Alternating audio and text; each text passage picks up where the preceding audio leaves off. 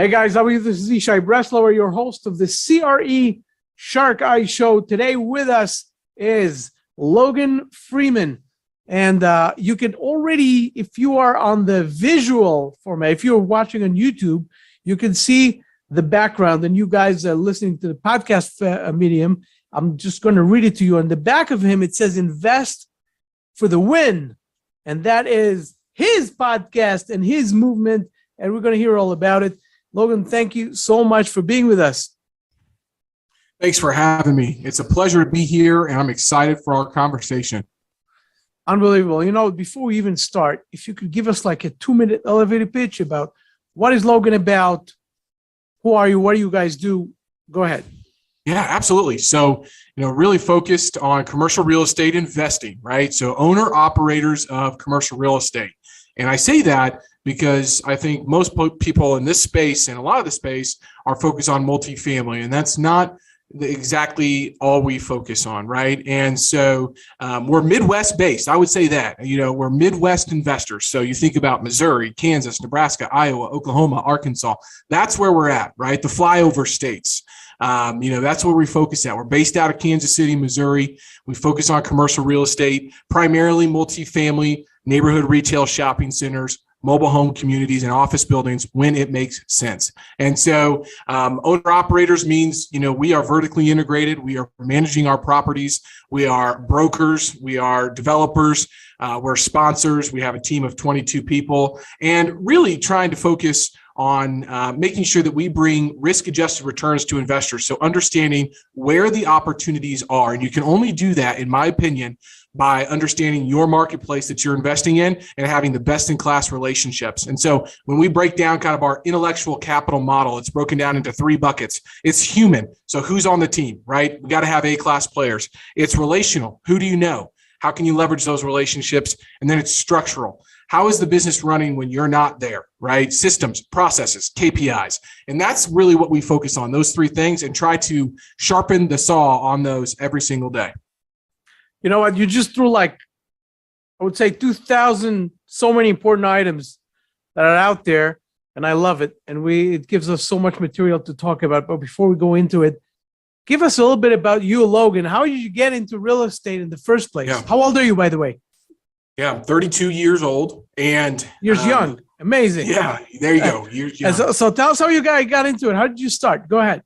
Yeah, so I grew up in Jefferson City, Missouri, and that's the capital of Missouri for folks that don't know. I was an athlete my whole life, so I played collegiate football and briefly in the NFL. And when I was cut from the NFL, I knew that I needed to go through some sort of identity change. And so I really started to try to understand how wealth was created. And I wanted to learn. You've got a lot of books there. I've got a lot of books here. And I wanted to learn. So I started reading the books and understood that assets are what create wealth long-term, and specifically cash flowing assets. Well, how do you get into that? Well, bricks and mortar, real estate. And so I have a master's in business, but all we talked about was theoretical ideas the whole time. I wanted to know what business was about. And I found an industry in the real estate world about 5 years ago when I was fired from my last W-2 sales job.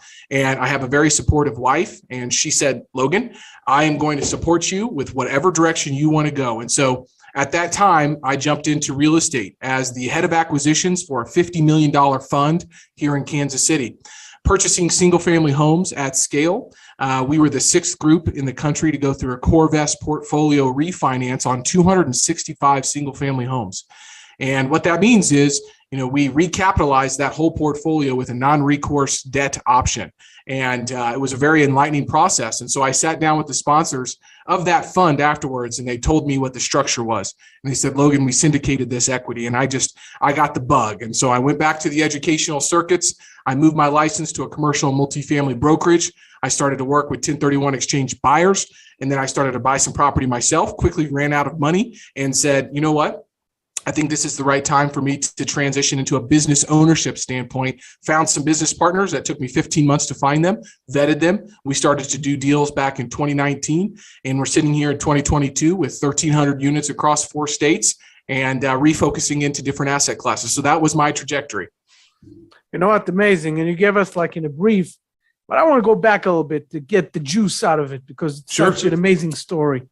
I want to go back for a second to the point where after you read all the books and after you got self-education, you got this whole idea, you went and you worked for a fund, a $50 million fund, private equity fund, obviously, that went and invested in real estate. How did you get in there, first of all? Meaning you came in as a guy who is not so much in real estate and you said, I want to be in acquisitions here. It doesn't come just like that. How did you get in? Meaning relationships. So I had bought my first single family home here in Kansas City. I did a live-in flip, and the gentleman who I bought it from had a commercial, or he had a real estate company, property management, construction, and brokerage. And so when I was fired, I called him. I said, hey, I'm really interested in real estate. We've been talking for 3 or 4 years now. Let's figure out if there's an opportunity.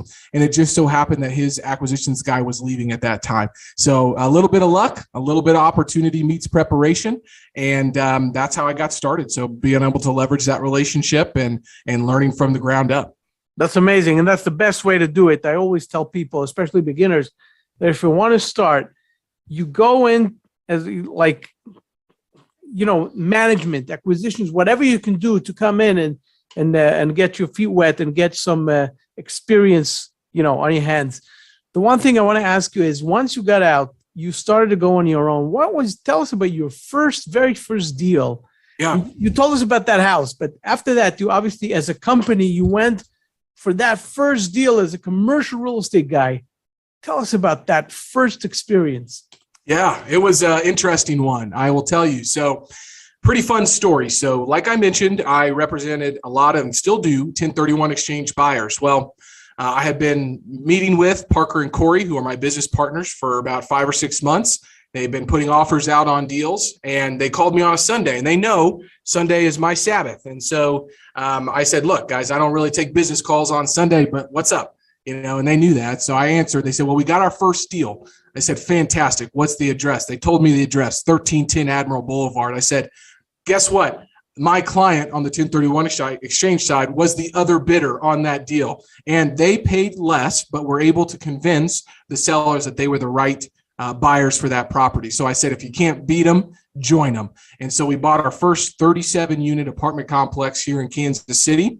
And, we had no prior experience raising capital, really. And so I had to make, I think, about 2,500 cold calls and meetings to raise only $700,000 for that first project. So it was quite the enlightening process. Now we have systems and processes in place to do capital raising at a much higher level now. But at that time, we did not. And so it was a lot of cold calls. It was a lot of time with me spending with individuals and getting them to invest in us as principals, not necessarily the real estate experience that we had. So that was the first project, man. And then we, started to put out offers on other deals. And how much? I'm sorry, I'm stopping you, but how much the total deal, total capitalization, the whole deal? How much? I believe it was about 2.5 million. And how do you and the equity raise was right around 700,000. 700,000, okay. And you had to make all these calls for it, and then you had the debt. How did you guys get a loan as beginners? Yeah, so we had to sign on a personal guarantee, a recourse loan with a local bank, and through my banking relationships and through Parker and Corey's relationships, we were able to get them to kind of take a bet on us, and fully guaranteeing the loan.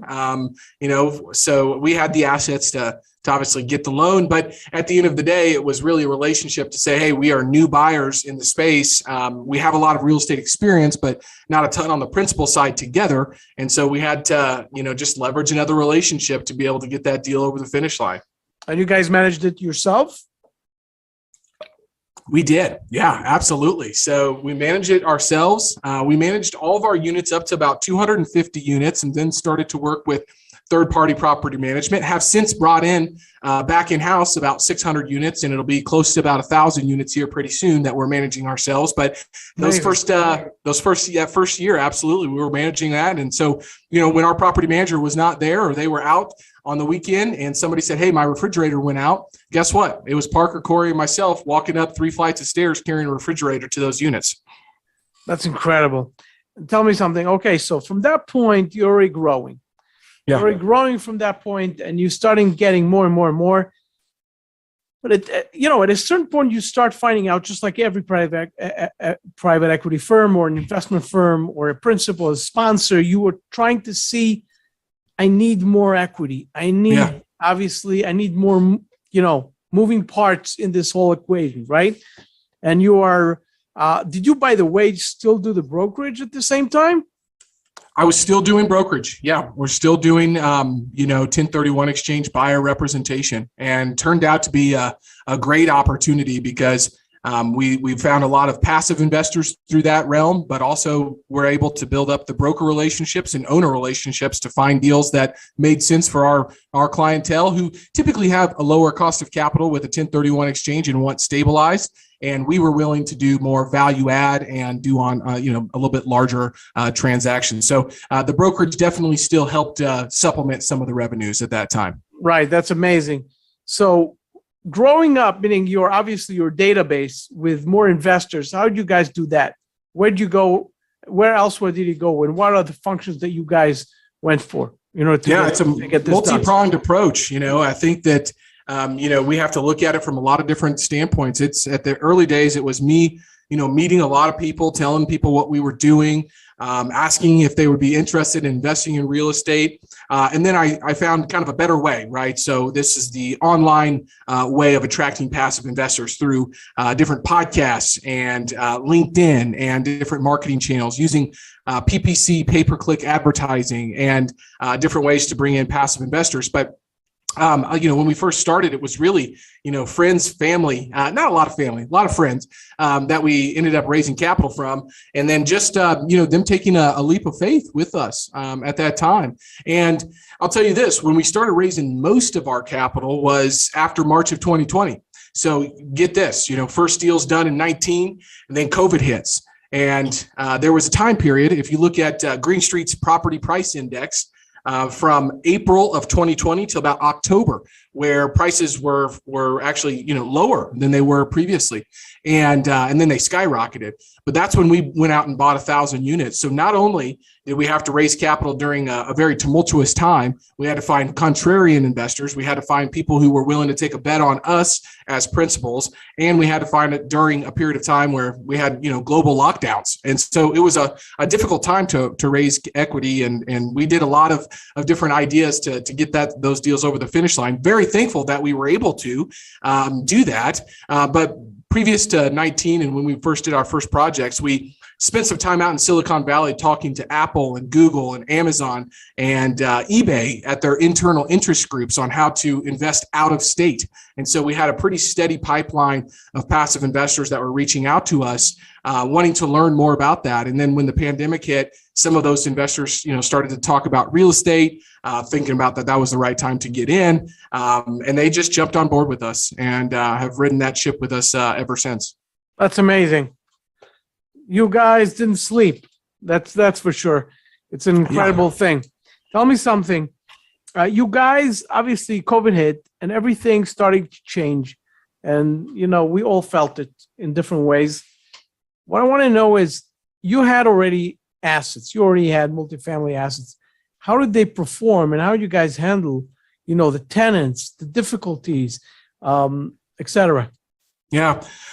Well, we tried to do it as best as we could, as everybody else was in a very rapidly changing environment. But I would say that trying to get ahead of the communication with our residents was really important. So, had to figure out, okay, what resources are available to the residents. Let's make those easily available. So all of our property managers really needed to know the process.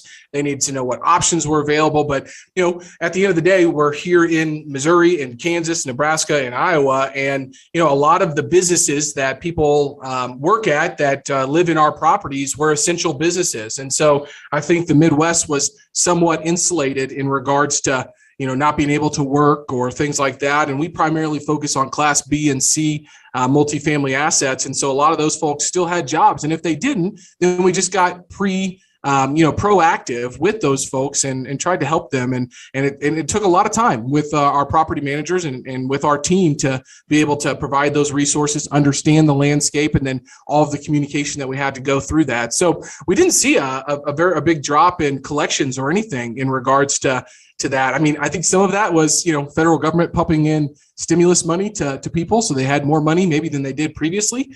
But also just getting proactive and being communicative with the residents was really important. And then telling our property managers, hey, this is going to be a tough time. This is going to be different. It's going to take more time. We need you on board. And here's the plan. So laid out the plan from an executive level, and then communicated that to our property managers, and then try to work with our residents on a regular basis. But, Kansas City, Missouri, Kansas really didn't shut down as bad, I think, as maybe some of the gateway markets. And so we didn't see a big drop in collections. So properties did pretty well during that period of time. And, what I'll say too is people didn't want to move during that period of time. Maybe they couldn't move.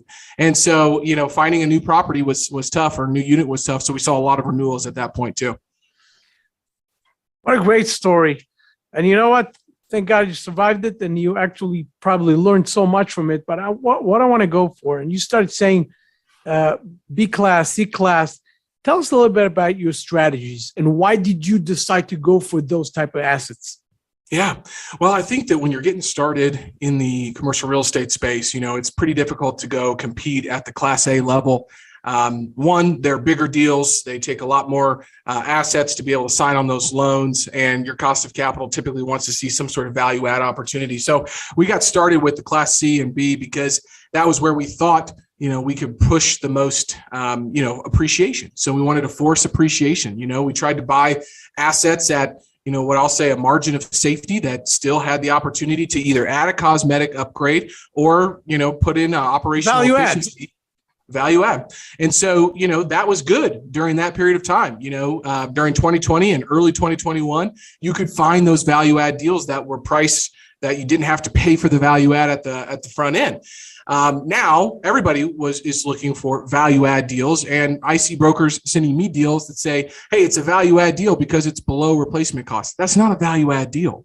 You have to be able to understand what are the rents in the marketplace. What is it going to take for you to get those rents? What do you need to do to the property to do that? And then you can bake in your replacement costs as well. What I'm seeing now is in regards to Class B and C. So when I say Class B, I mean, 2015 to 2000s. Okay. So probably that area, maybe even 1995 to 2015, depending on the property and the location.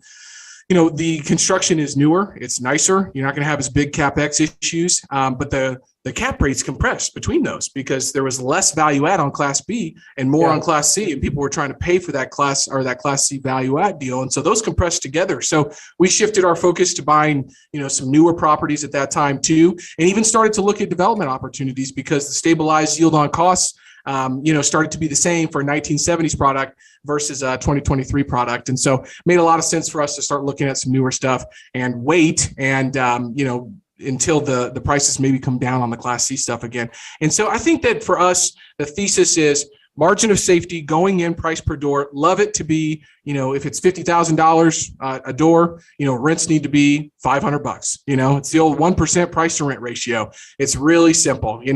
What's happened is you'll see a unit for $100,000 and the rents are $600. And that's not, what I'm willing to do. So when things go bad or when there's a hard time, which I think that, we will probably see in our near future, it's good to have a good basis in these properties because you can withstand hard times and challenges. You need that margin.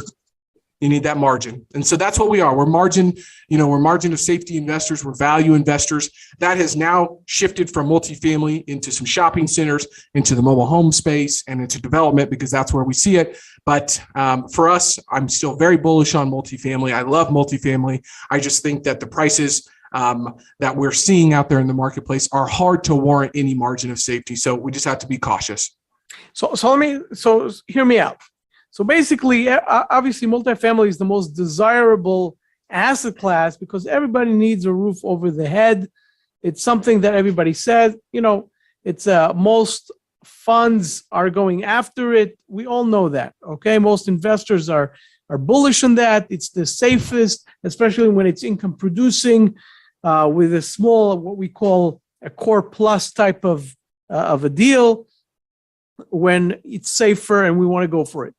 Now, you've mentioned obviously the low caps that we have today, and we all know it. We see it.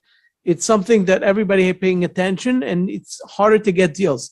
Some of the people are hiring more analysts in order to find more deals. It's getting harder and harder. We know that. We don't know where the market is going. I'd love to hear your opinion about that. But beforehand, you just said you're going for different asset classes because of that. And that means you're going for development. You're going for mobile homes. You're going for shopping centers. Each and every one is a different topic, and I would like to approach it and talk to you about it. But before we go there, let's talk development, because development is something that requires certain expertise, which is by far different. And I want to hear your take on it. And also, the one thing that John Gray from Blackstone, I heard him in an interview talk about it, and he said, and something obviously it's known to everyone, that the one thing about development, and they do go for development as well, but he said that the one thing that when you talk about development, you have to take into consideration the following. Development is something that will be ready within 2 years, sometimes 3, and you will be in a different market. Meaning everything that you just said about I'm buying at 500, whatever, X amount of dollars per door. It doesn't matter what the location is, wherever you are.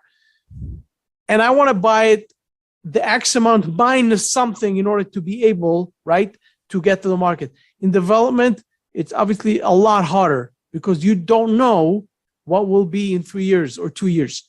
And the market is going to be different. Tell us a little bit about that approach and why are you willing to take that risk with development, and where's the profit over there? Tell us a little bit about your experience.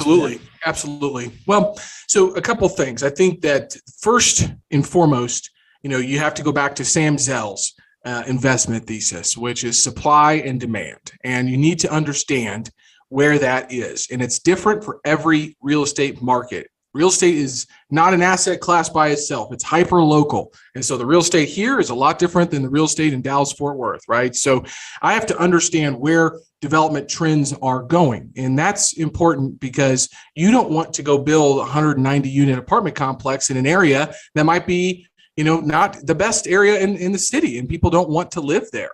And so we're really bullish on development in areas that we're very familiar with, areas that we've lived in for 8, 10, 12 years. We see other opportunities being developed there as well. And so I think that when I think about development, I look at the supply and demand of where multifamily is, where senior housing is. Our development is actually in senior housing. And, there's 77 million baby boomers out there in the United States now. That means 10,000 people are turning 65 per day and 4,000 people are turning 85 per day. And there's a deinstitutionalization of senior living. And so you're seeing those folks move into continuum care facilities and independent living facilities and age-restricted multifamily properties because they still want to be in areas around their children, but they also don't want to live in a house or have to take care of a house, or maybe they need some support in regards to, some home health care situation that they want to provide, or they need provided, but they don't want to go live at the John Knox villages or the hospitals that look like hospitals, but they're senior living facilities. So that's one big thesis of ours, is understanding that people are getting older. They're going to need a place to live. And I don't think that there is enough of that type of product out there. So that's one thing, is understanding supply and demand, obviously understanding multifamily. Where is the demand actually going to be? I think that it's hard to build anything that's not Class A right now, just where construction and labor costs are. And so to be able to warrant the rents that you need, it's much easier to develop in the senior living space because those folks have higher net worth. They have the ability to pay more, and they have the ability and they have the need to actually have more services like home health that they could have in those facilities. So that's the first part. I think the second part here is understanding your market and knowing that, South Kansas City is, I think we have 394 square miles here in Kansas City. It's bigger than New York City from a square mileage standpoint. But we have 2.5 million people in the metro area, and there's a lot of different parts of the city. We're segmented by the Missouri River. So we have North Kansas City, we have South Kansas City, we have Johnson County in Kansas, and all of those have different demand drivers, and you need to understand those. And so I know that right outside this window right here, that the streetcar is going to be stopping right in front of this building. And so I bought a 40,000 square foot office building that I'm sitting in right now, well knowing that I needed to get it leased up, that the streetcar was coming down here, and that there's 8 developments, either multifamily or repurposed historic readaptive use projects along this street that I can look out the window on. And so having that local market knowledge, I think, is extremely important when you're looking to do development. The other piece is for these larger funds, they have billions of dollars that they need to outlay. How can they be experts in every single one of those markets? It's very difficult to do that without local presence. So what you're seeing KKR and Blackstone do is they're buying operating companies that have local market knowledge that also have real estate. So they're buying their talent, they're buying their market knowledge, and that allows them to scale effectively because they can tap into that experience and knowledge and relationship network to actually go do these development deals. And so I think that's the other part too, is just intimately knowing your market, being very comfortable with the supply and demand. That's where I can get comfortable with the development. The last part I'll put in here, the last piece for development is you need to have projects that are large enough that you can get a bond. You need an insurance policy on your construction costs. So you need to be able to get a GMAX or a guaranteed max contract with a sizable developer or a construction company. And then you need to get the ability to get a bond on there that basically is an insurance price that says, hey, if lumber goes up 333% again, this insurance policy is going to kick in. And you have to have projects sizable enough to be able to do that so you can keep people busy and you can get those price expectations set. That is the only way that I see development working right now. Tell me something. When it comes to development again, you guys operate as, meaning, are you operators? Are you the developer, or you are the private equity? You are usually as an LP or a co-GP. Where is your role in this whole thing? Yeah, we're development finance guys at this point. So meaning we will go and partner with experienced developers that have already entitled land and they are running point on the projects. Very, very smart. Very good. Absolutely. Excellent answer. I want to shift gears a little bit. We started talking about different asset classes, right? And we have touched shopping centers. Yeah. And shopping centers, retail as a topic. And you obviously know this from the 1031 exchange. Obviously, you dealt with probably the small boxes, the pharmacies, and et cetera, et cetera. So you have the knowledge of retail. And that's a conversation of its own. Let's discuss it a little bit. What Amazon did, or the big, e-commerce revolution did to retail, we all know already. We've discussed it in depth. I had a lot of shows with a lot of retail experts, and we have, went in depth into this topic. Sure.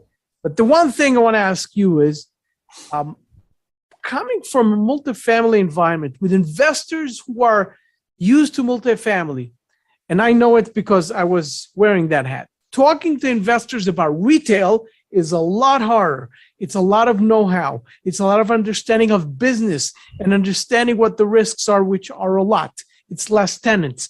It's the understanding what the e-commerce revolution did. Why not malls? Why yes, shopping centers and all that stuff.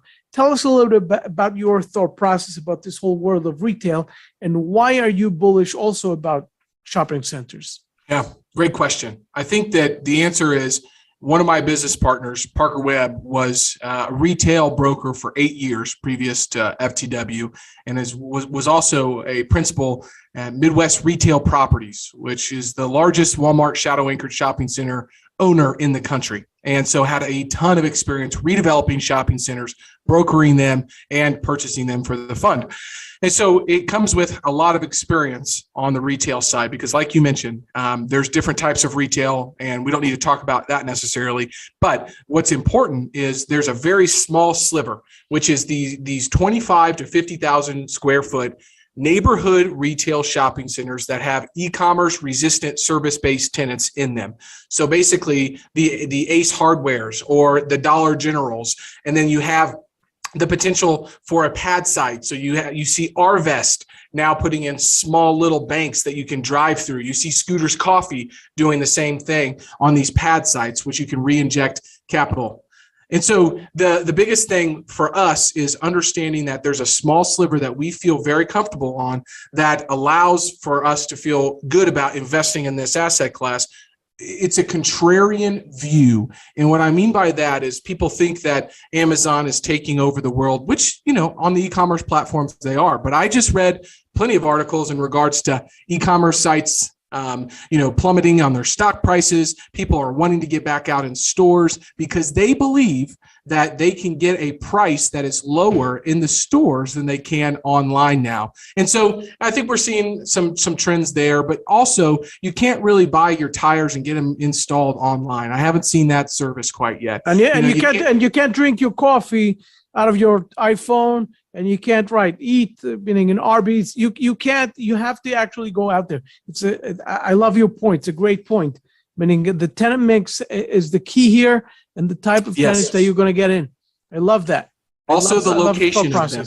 It is right. So important to understand that your traffic counts in Kansas City need to be between 25 and 50,000 cars per day. So people need to be driving by these. They cannot be destination spots for these folks. They need to be accessible. They need to be in the middle of neighborhoods. There needs to be multifamily or single family developments around them. They need to be easy to get to. And then you need to make sure that they feel safe and they feel clean and they have good tenants in there that are going to attract people in, because that is the most important thing, I think, with these shopping centers is accessibility, location, and then safe and clean. You got the moms that are going with their kids and they want to feel like they're safe at the shopping center, or, they're not going to go, right? They're going to find somewhere else to go, or they're going to buy it online. So there's just some different factors that you have to play into here. And there's not as many of these shopping centers that fit this criterion, which then, carves out exactly what we need to go after to be able to find these. There's two strategies here. There's the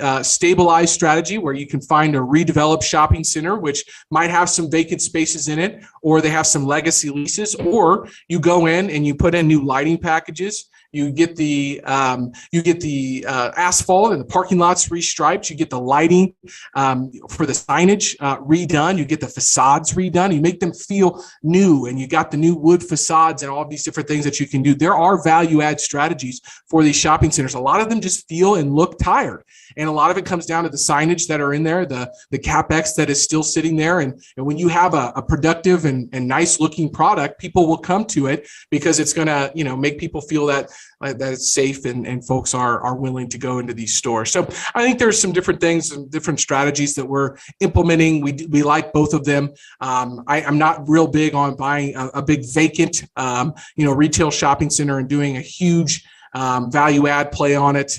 But there are opportunities out there with legacy leases, facade improvements that we can really push these rents on these residents. Beautiful. I love it. A man of, a company, a man of a lot of asset classes and a know-how with tons of things. I love that. I want to go from mobile. You said mobile park, right? Mobile. Yeah. Right. So let's talk about that a little bit. Tell us a little bit about that market, about that asset class. I'm not that much familiar with that. I have a friend who does that, and we've spoken about this several times, but this is a field I would love to hear about. Tell us, how involved are you in it, and why did you get into it? What is exciting about this, and how do you calculate this differently than other type of asset classes? Yeah, I think the play is really here. It has to come down to understanding affordability, right? I mean, at the end of the day, there's an affordability crisis just in the United States. We understand that for housing. That's pretty well known. Now, when you look at the mobile home space, right, there is a fragmented marketplace. And what I mean by that is that in multifamily, 90% of the owners in multifamily own multiple properties. And so there's been private equity funds, there's been large institutions that have really engaged in the multifamily space. In the mobile home space, 60 to 70% of these parks are still owned by a mom and pop kind of non-institutionalized type of ownership. And so what this provides is opportunities to actually bring systems, processes, and CapEx dollars that they don't necessarily have or want to put into these projects. When you think about it, somebody buys what used to be called trailer park and they sit on it. It's a cash cow if you do it the right way. I mean, you're not really typically owning the actual structures that are on the land. You just own the land and the concrete and then the infrastructure for the park, but you're not necessarily owning all of these actual mobile homes. And so at the end of the day, you have sticky tenants because to move a mobile home park or a mobile home, it really costs, if it's a single wide, around $5,000 to move that from one park to the next. And if it's a double wide, it can be double that price. And so, on average, people typically stay at these mobile home parks for 9 years. So when you think about a multifamily project, leases rolling every 12 months, these folks don't necessarily leave. And at the end of the day, in the Missouri market, at least, rents for just the lot itself can be anywhere between $250 and $500. And then if they own the home themselves outright, then, that's the only expense that they're necessarily have. I got some utilities as well. But it's really been an interesting space to learn about. We have some operating partners that we're partnering with that manage these on a day-to-day basis. We own some multifamily with them. So I've been learning about the industry. I've been learning about the opportunity to put portfolios of these together. So typically these are 50 to 100 lot pad sites that, you don't have a lot of economies of scale. And so the opportunity that I see is entering into a market, purchasing multiple of these, packaging them together, and then selling to a larger REIT, like Sam Zell's REIT. He's the largest mobile home or manufactured home community owner in the country. And I think the opportunity there is to grab some decompressing cap rates or compressing cap rates, mind you, with larger scale. And so that's a great opportunity in the space. The fragmented ownership, it actually has value add that you can do in regards to that. And the sticky tenants are just wonderful. So very recession resistant asset class. It's affordable. And, there's a lot less CapEx because you're not really owning any structures. It's really just the park itself, the infrastructure, and the pad sites. Tell me something. When you come to see your future of your company, do you see yourself more as, I would call it, principal operator, sponsor, finding and dealing and managing those assets, or not even managing, but doing the acquisition, running the whole asset management from above, whether it's multifamily, that obviously you're more involved, or whether it's, the other type of asset classes where maybe you want to be a lot more involved in the future.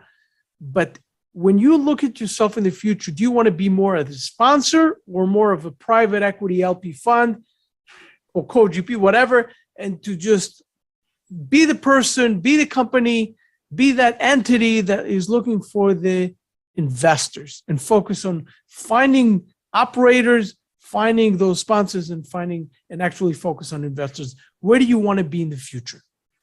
Well, I think that right now, being a young company, I think it's really important to understand the business, right? We're not Wall Street guys. We're not just capital allocators. And so I would love at some point to be a capital allocator into real estate because I know how hard it is to own and operate actual real estate projects.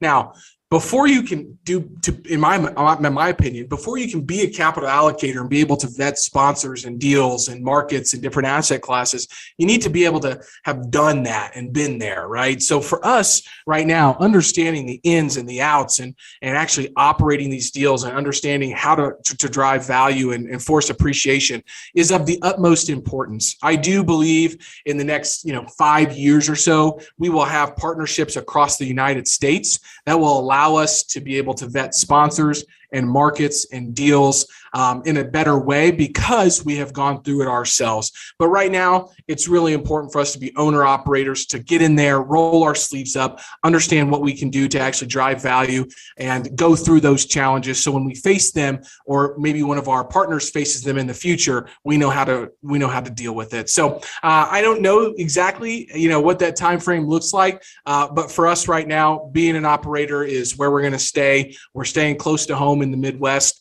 6.5, 7 hours away from Kansas City right now.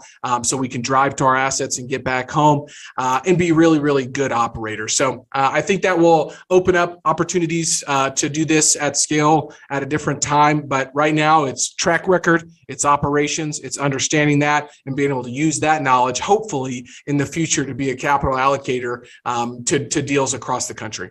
Logan, tell me about your team a little bit, about the team building, the company that you've built around you. Tell us a little bit about that. Well, I think that culture is extremely important, and so I always say I'm a talent aggregator. I'm always trying to find talent, and we look at it from a couple different perspectives. One, I love prior experience. That's great, but a lot of times in a small business, when you get somebody from a large company that had all of the support and teams and things like that were necessary, that doesn't necessarily always translate over into a small business. So we look for self-starters. We look for people that are self-motivated, intrinsically motivated. They want to be better and they like the small team aspect, right? So when we first started, it was 3 guys and our admin, and now it's 22 employees. And we're going to continue to grow that. So it's important to keep that small business feel. And what I mean by the small business feel is if somebody needs something, they can come directly to one of the principals. They can get an answer. They know where to go. And they feel like they have some decision-making abilities. And that's really, really important to try to understand how to grow your team members. We have a lot of young, team members that are new to the business. Well, that's a good thing because we can train them the way that we want them to kind of look at, and they're not maybe bringing in some bad habits or something like that. So for me, it's mostly around delegation and communication. And so for me, I'm always trying to understand how I can be a better communicator, how I can direct, object, or lead people in the right way. And, I think that's really, really important. But it really just comes down to, what's the vision and are we clear on it? Okay. How are we going to get there? Fantastic. And then communicating across that, horizon as we move forward. So, that's important. We do a lot of culture creators or culture building. So we have, kind of a book club. We have different events that we go to. We like to go to golf tournaments together. We do barbecue tournaments. We do all of that stuff. But at the end of the day, it's in this office every single day, making sure people feel supported and that they have the information and the ability to go be successful in the role that they're at. So that's important, but understanding too what people's strengths are and making sure that they're in the right seats is I think one of the biggest things that a leadership group needs to be focused on too.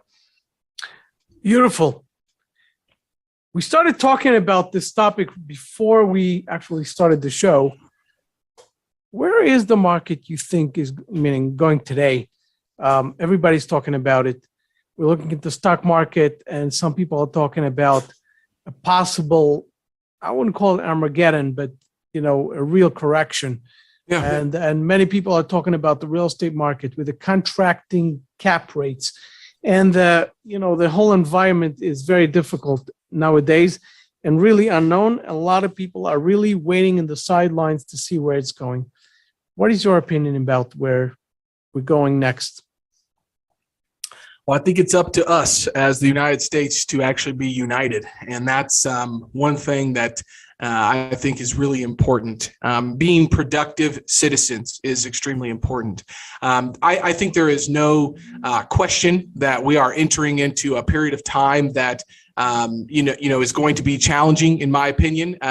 So I'm a big reader of Ray Dalio and understanding, his macroeconomic look at things. And he recently wrote a book called The Changing World Order, right? And so, this is where he studied the rise and falls of all the major dynasties and world powers over the last 500 years. And look, he said there's 3 things going on right now, right? First, the United States is spending a lot more money than it's earning and printing and taxing a lot. Second, we have large wealth, value, and political gaps. And third, potentially being in decline relative to an emerging power, which he says is China.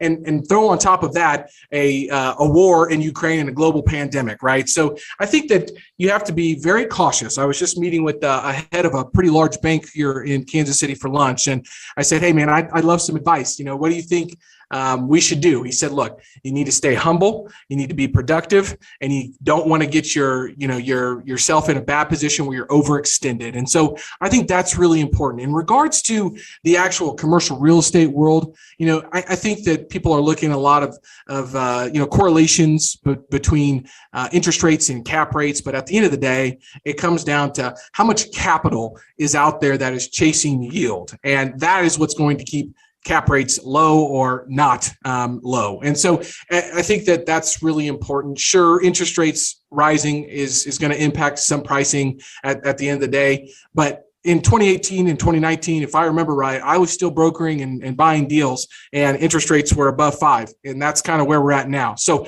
if they continue to rise to 7, 8, 9, 10%, then I think we got a little bit of a challenge on our head. But I do not see that happening. I don't know how that can happen. I also do not think that a soft landing from the Federal Reserve is going to be achievable. I just don't know how you print that much money, have the inflation that we do, have the supply chain issues that we do, and somehow, get that out of the market. It's just, that's something that I think is going to stick around with us for a while. And I think we're seeing, as the Fed shrinks its balance sheet, there's a pretty good correlation between that and stock market, and it's starting to contract. And so people are going to be, a little more wary of putting more money into the stock market potentially. And so maybe they're looking for tangible assets, which then could be more capital flowing into real estate and other tangible assets. I don't know necessarily. What I do know is that like you mentioned, people need a place to live. Businesses need a place to operate at. People are still going to shop, and they're probably going to go to places. And so investing in that thesis, I think, is good. But you do not want to get into deals that only work with interest only, that have really thin debt service coverage ratios, and that maybe don't cash flow very well or have no plan to cash flow in the near future. I think that fixed rate, long-term debt, cash flow, and DSCR are going to be of utmost importance as we go forward. And so that might mean doing less deals until things happen to turn around, but that's okay. I think that the last thing that anybody wants to do is lose money and put themselves in a bad position. Beautiful. Before we start our goodbyes, if you could tell us a little bit about your podcasting, your Sure. How you put yourself out there. I see that, and hearing you speak is such a pleasure. You have a lot of knowledge.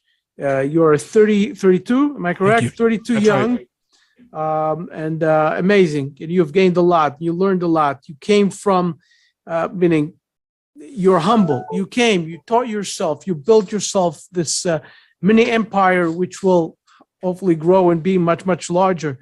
Yeah. And right now you're going forward.